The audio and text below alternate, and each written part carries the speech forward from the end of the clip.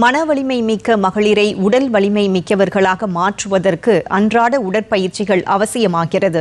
குடும்பத்தின் தூணாக திகழும் பெண்கள் தங்களது உடல்நலனில் ஏன் கட்டாயம் அக்கறை காட்ட வேண்டும் என்பதன் அவசியத்தை விளக்குகிறது இந்த விழிப்புணர்வு செய்தி தொகுப்பு. பேதை, பெதும்பை, மங்கை, மடந்தை, அறிவை, தெரிவை, பேரிளம்பெண் என அத்தனை பருவங்களிலும் தன்னலம் கருதாது தன்னை சுற்றியுள்ளவர்களின் நலனுக்காக உழைப்பதுதான் தங்களின் அடையாளமாக மகளிர் கருதுகின்றனர்.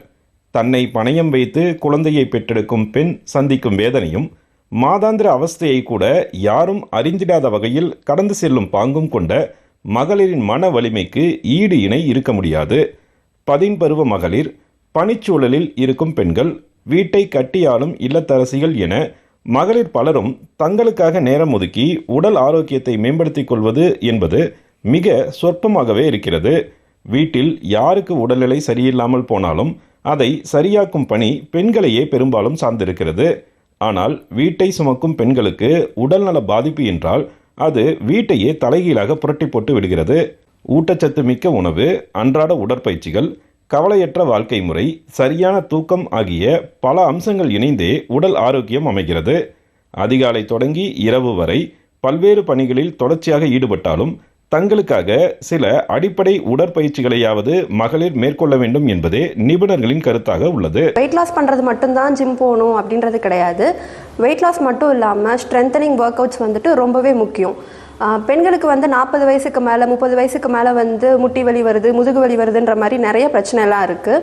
வெறுமனே இதுக்கு நம்ம மெடிக்கேஷன் எடுத்து சரி பண்ணுறதுன்றது ஒரு நிரந்தரமான சொல்யூஷனாக இருக்காது.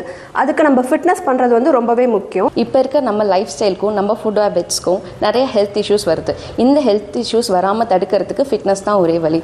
ஃபிட்னஸ் பண்ணுறது மூலிமா நம்ம பிரெயின் கான்சன்ட்ரேஷன் இன்க்ரீஸ் ஆகுது, நம்ம மசில் பவர் இன்க்ரீஸ் ஆகுது, நம்ம ஹார்மோனல் இஷ்யூஸ் எல்லாமே கண்ட்ரோல் ஆகுது.